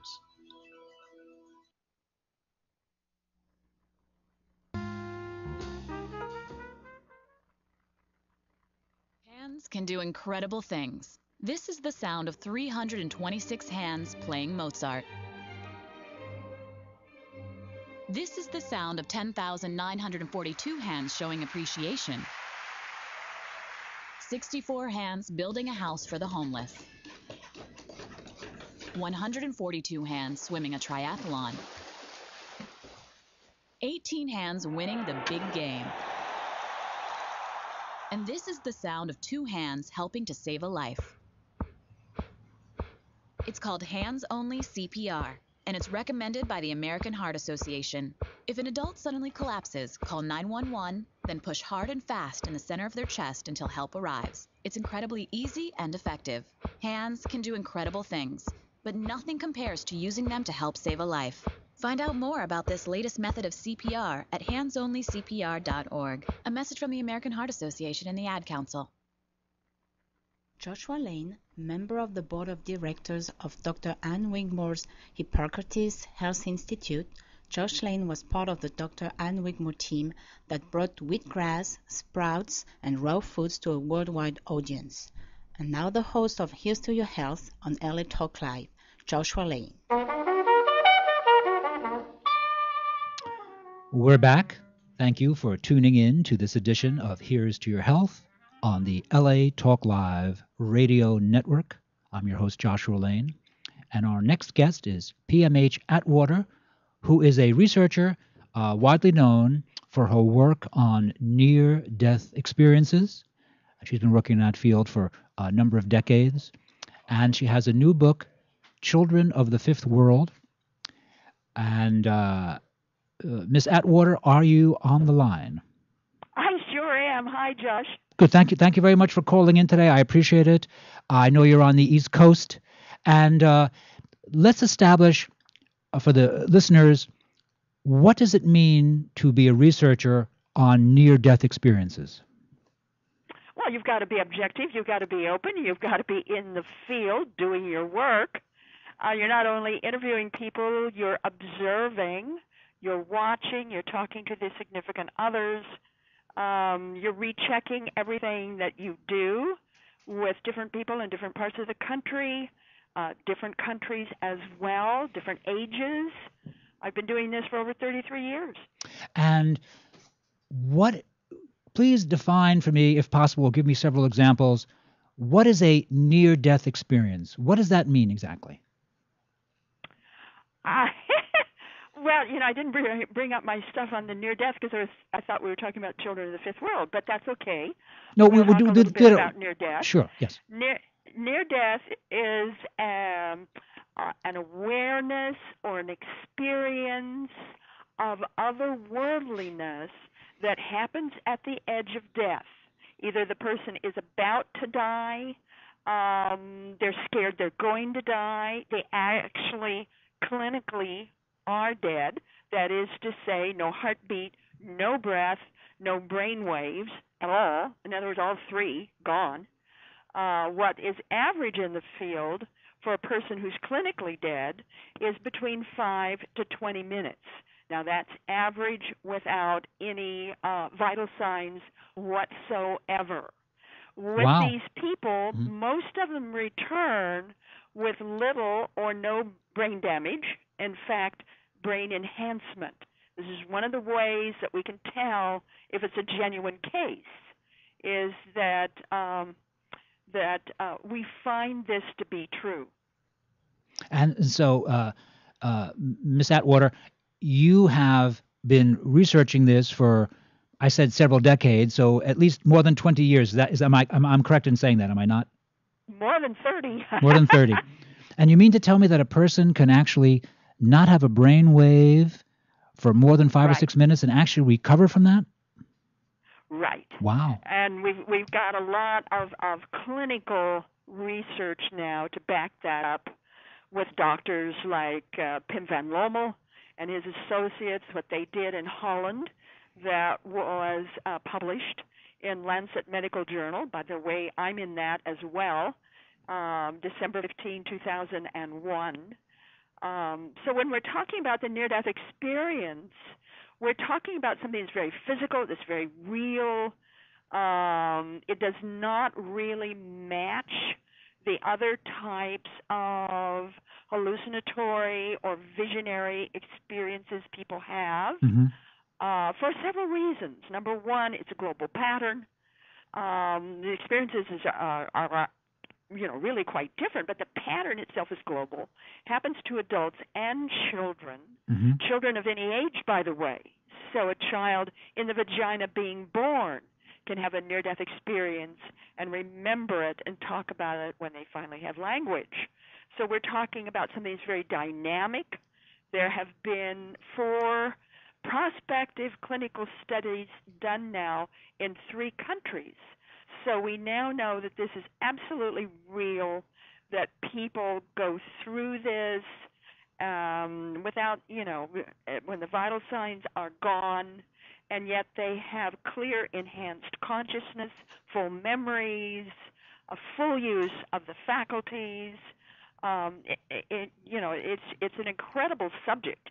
If you want the summary of my work in that field, yes, then you want to get near-death experiences, the rest of the story. And that is also out. It's a fairly new book. And that's also, yes, that's also on the, I'm sorry, the name of the publishing house is Inner Traditions. It publishes your books. Yes. Well, no. Near-death experiences, the rest of the story is Hampton Road. Okay. But Inner Traditions did do my work with children. And the first book I wrote on child's near-death experiences was The New Children and Near-Death Experiences. And that's where I go deeply into what happens with kids, because that's really a little bit different than adults. Pattern is the same, after effects are the same, but they handle it very differently.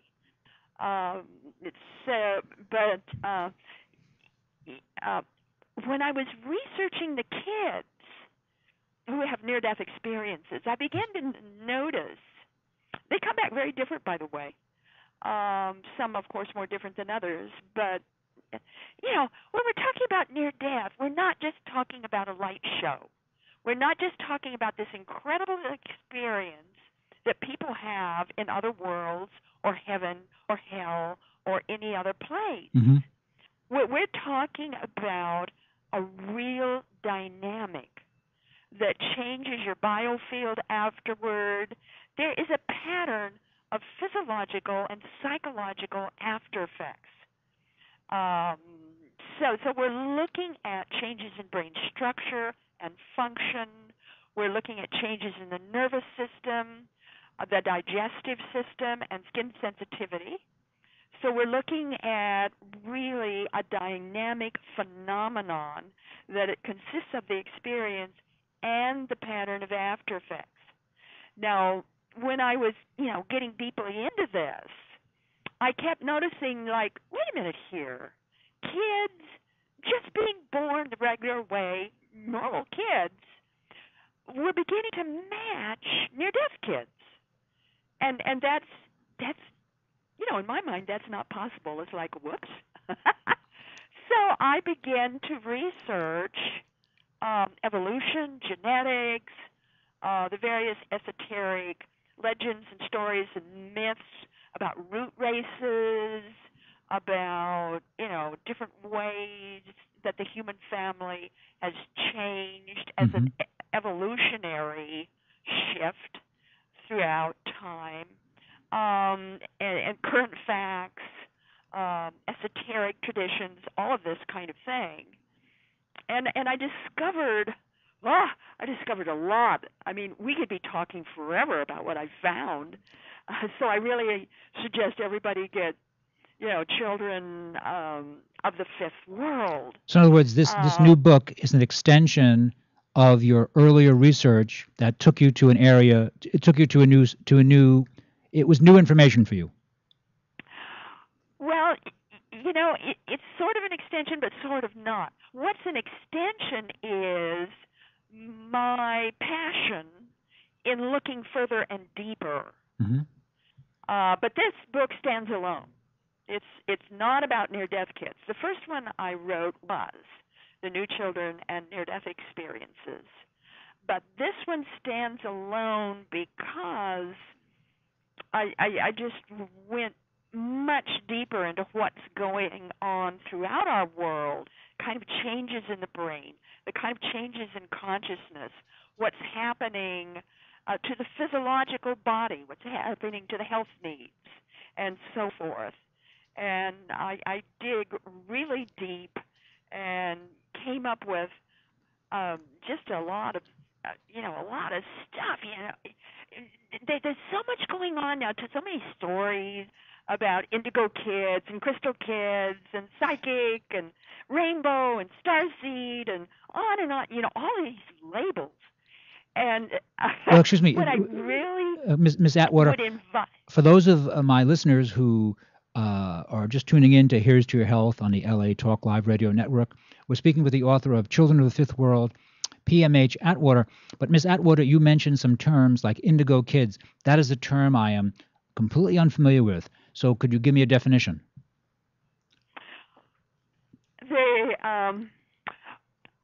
What's currently a buzz in bookland are books about children who have indigo auras. And so they're called indigos. Or children who have unusually crystalline or light or kind of rainbow auras, different kind of auras. And what I found in my work is if you take all of these current popular labels, and I've just sort of spewed out a bunch of them, mm-hmm.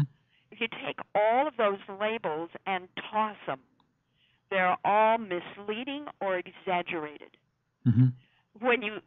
If you take the characteristics those labels were supposed to have described, and you bunch them all together, then you have the pattern of what I call the new kids, or what's currently going on With our children today, I would suggest to you this began about 1982, maybe a little before then, but certainly since 1982. And so we're talking about children now who are maybe in their 20s, so they're not necessarily kids now, but even those being born and on, what I'm recognizing is this quantum leap in evolution we were all promised for decades now, maybe centuries, is really occurring now. It's really happening. And it's happening for what reason or reasons? Well, no, who knows? We can say, well, this is part of God's plan. We can say that. We can say that that it's an evolutionary shift because there's a lot of evidence to suggest that. Mm-hmm. Nobody can really say why it's happening. What I do is I'm recognizing that, yes, it is happening. Let's look at these kids since about 1982. They really are different. They're smarter. Most of them are smarter than their parents. They're smarter than their school teachers. They're the impatient, quick click kids. They're really, really intelligent, even if flunking and can't spell. These are really, 1/3 of them are geniuses registering scores. If they take the standard IQ test, they're registering scores between 150 to 160 and up. Well, those are remarkable numbers. Yeah, these are really smart kids. Okay, Miss Atwater, let me back up a little bit. So your original work was based on near-death experiences, and if I can ask you a personal question, sure. What was it that prompted you as a very young person to investigate this phenomena? I died. Oh, you had a terrible car accident? Did you have a car accident or something? Was that? No, I'm not making a joke. I mean, really. Yeah. I was one of those who died and then had a near-death experience. I had 3 in 3 months in 1977. I look back at that and I call it the heavenly sledgehammer effect.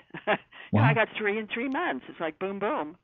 I was one of those people who, a lot of people, when they talk about near-death experiences, they forget that most of these experiences come from violence or trauma. Okay, I did not know that. I was one of those people who afterward had to relearn how to stand, how to walk, how to crawl, how to climb stairs, how to see and hear properly, tell the difference between left and right, rebuild my belief system. So I had a body to rebuild as well as handling what happened to me. And in my 3rd near-death experience, a voice spoke to me. It was a voice that, how do you describe a voice like that? It's just so big. Mm-hmm. It's like it filled the universe. And that voice said, and I quote, "Test revelation. You are to do the research. 1 book for each death." It named books 2 and 3, not book 1. Told me what was to be in each book, but not how to do the work. Mm-hmm. And so when I came back, I was filled with this passion, this drive, that I was to research this. I'd never heard of Raymond Moody, never heard of his book, none of that. Mm-hmm. I'd been doing this for a number of years, for several years, when I met Elizabeth Kubler-Ross at the O'Hare Airport. Her plane was late going to Europe, and so we sat for over an hour on a bench, just the 2 of us, visiting like a couple of school kids, and I told her what I'd gone through, and she validated my experience. She named me a near-death survivor. She did not use the word experiencer. She used the word survivor, mm-hmm. and then she told me about the phenomenon, and it's the first time I'd ever heard of it. So you felt better that she was able to validate your experience? She did indeed. She said it was genuine. It was real. And then she told me about, the pattern of near-death experiences. What she told me, though, Josh, created more questions than it gave answers. And so it was a couple of months after meeting her and speaking with her that I began my work. And I've been doing this for 3 or 4 years when Kenneth Ring, the doctor who validated the work of Raymond Moody and enabled then the field of near-death studies to be established as a scientific field, he found out I was doing this and looked me up on the phone and talking to people and called on the phone. He says, I got to talk to you. So he came down. My husband and I then lived in Harrisonburg, Virginia. He came down, spent the night. We talked all night. And he said, you're ahead of everybody else in the field. You've got to come up to Storrs, Connecticut, read our archives, and talk to your peer group. I didn't even know I had a peer group. Ah, peer groups. Nice to have a peer group, though, isn't it? Yes. No, it really is. It sounds like it's very nice to have a peer group. For my listeners today on the LA Talk Live Radio Network, we're speaking with PMH Atwater, the author of many books on near-death experience and the new book, Children of the Fifth World. Now, Elizabeth Kubler-Ross, in the 80s, probably the 70s, and a little later, she was very well known and also very widely criticized for her work on near-death experience. Have you been able to build on her work in a way that has made the information more palatable to many? Well, I went out and did my own work. Yes. And my work today still challenges the entire field. I used her, or I should say, she influenced me in the sense that she told me what I was doing was real. Right. What happened to me was real. The phenomenon is real. So she was my mentor in that sense. We connected many times years after that, and she always said, that my work was even my research was genuine, not just my experience, but my research as well. But I've been knocking on a lot of doors since then. I'm a field worker. I've used questionnaires 3 times, but I don't depend on them. Mm-hmm. I only use questionnaires after the fact to sort of double check some of the things I noticed. But my work is all based on field work, meeting the people, being out in the field, observing them, talking to them, and significant others, and that kind of thing. So my work is genuine. It's fresh. It still challenges the field after over 33 years. Are you finding people who report to you? Are you finding them through religious organizations or through local hospitals? How do you find people who have had near-death experiences that you then use in your research? In the beginning, they were just there. I know that sounds spooky. No, it doesn't. I know that sounds dumb. No, but no. That's the truth. Yeah. I'd be in an elevator, and people start talking, and they would suddenly start telling me about their near-death experience. I'd be walking down the street, same thing. I'd get in a taxi, same thing. It didn't matter where I was. I finally decided that I must be wearing an invisible sign that says to people, tell me about your near-death experience. I will listen. Right. Because, how do you explain it? After years of this, then yes, I finally did take out an ad, and I put it into magazines and newspapers. I did start giving talks, so people in the audience. But in the beginning, no, I wasn't. They found me. I didn't find them.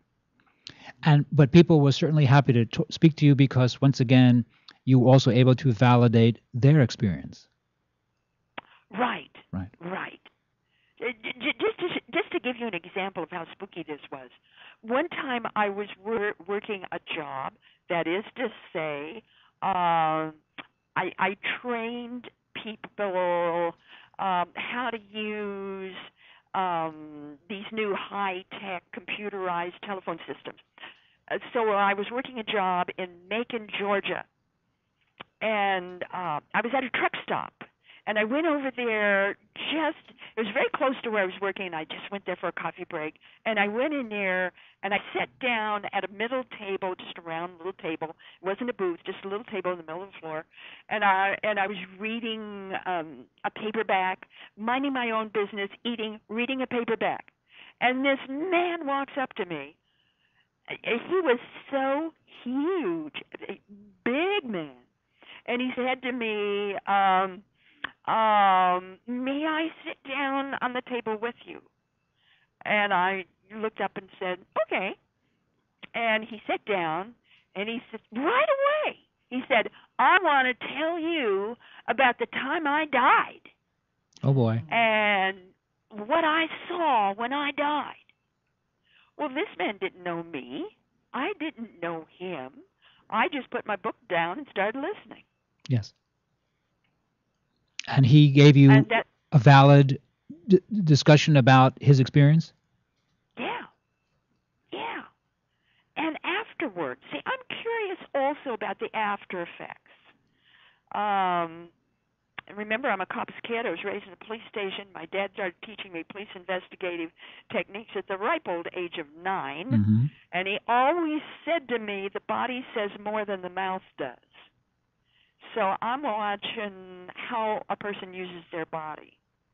And, you know, the dance that we all make as we, you know, converse with each other. And whenever I can, I get into people's homes and I talk to significant others as well.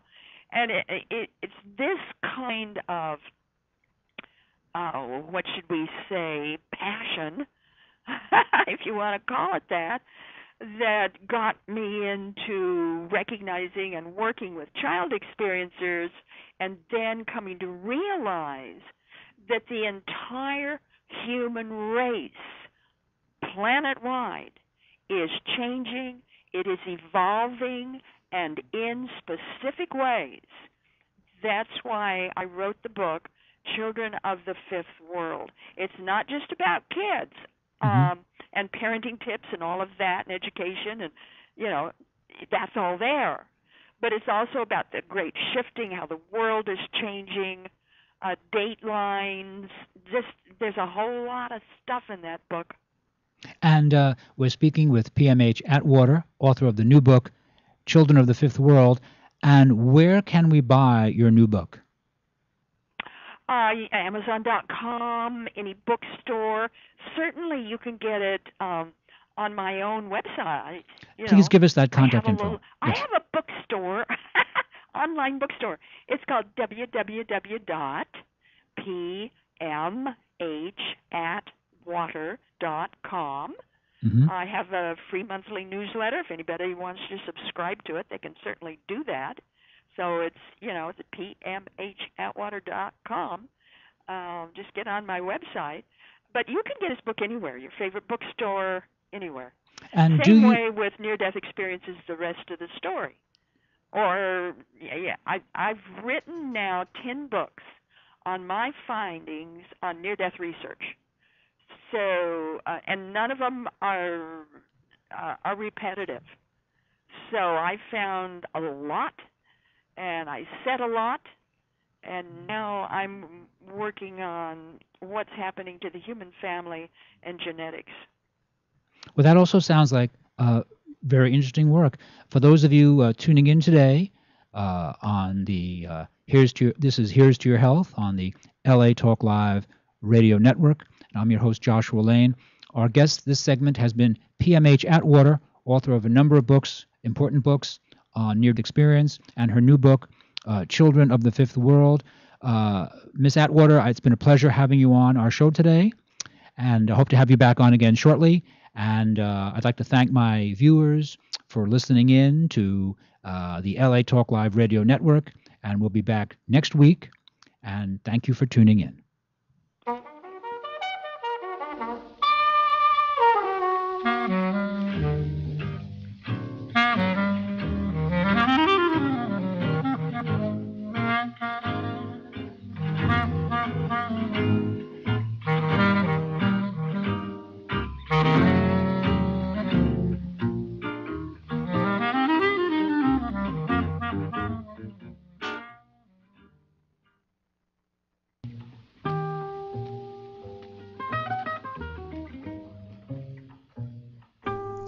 For more information about the guests and sponsors of Here's to Your Health on LA Talk Live, please call us at 818-707-0005.